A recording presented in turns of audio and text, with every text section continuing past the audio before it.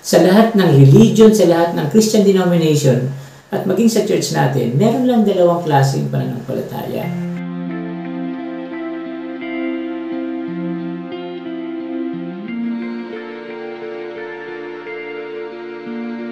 Dito po tayo nagkakaisa, yung tamang pananampalataya sa ating Panginoong Hesus. Ang tamang pananampalataya po sa Panginoong Hesus ay yung we believe that we are saved by grace through faith. Ibig sabihin po ang kaligtasan natin ay hindi nanggaling sa pagsunod sa utos ng Diyos, kundi nanggaling sa Diyos mismo, na siya ang gumawa ng ating kaligtasan. Sa totoo lang po, etong unity of faith, sa ngayon ay hindi pa natin masyadong naabot bilang isang iglesia. Dahil sa pagkakatingin ko po, ay merong dalawang klaseng pananampalataya sa ating church ngayon. Kagaya din naman sa lahat ng mga denominasyon na nasa mundo, at sa lahat ng religion.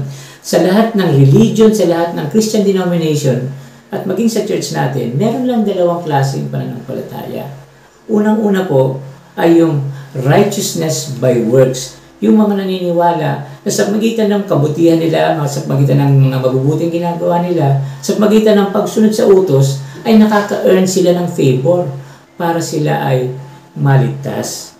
Kaya yun po yung righteousness by works. Pero yung pangalawang klase ng pananampalataya naman, yung righteousness by faith. Yung paniniwala na tayo ay naligtas sa magitan ng biyayang binigay sa atin ng Diyos nung si Kristo ay mamatay doon sa cross. So, saan po tayo magkakaisa?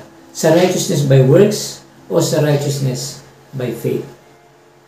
Naniniwala po ako na ang magtatagumpay na pananampalataya sa ating church ay yung righteousness by faith. At nakikita ko na yung pagkilos na yun. Dito sa Pilipinas, ay nung una, napakarami talagang mga kapatid na majority nga sila sa church na naniniwala na yung pagsunod nila sa utos ay may contribution sa kanilang kaligtasan.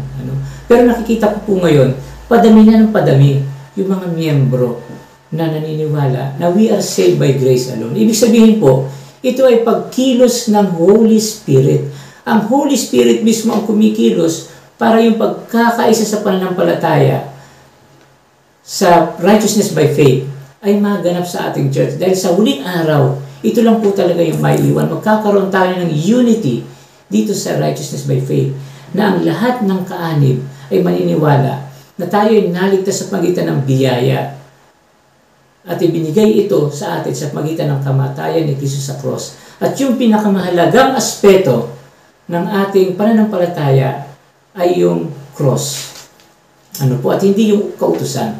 Mahalaga yung kautusan, hindi ko po sinasabing wala na iyan, Pero di hamak na mas mataas dapat sa ating pagpapahalaga yung biyaya ni Kristo sa cross. Dahil yun ang nagligtas sa atin. Yung kautusan po, ibinigay sa atin para makita natin na tayo ay makasalanan. At kapag nakita natin na tayo ay makasalanan, pupunta tayo doon sa cross. Magtitiwala tayo ngayon sa biyaya at hindi sa ating pagsunod.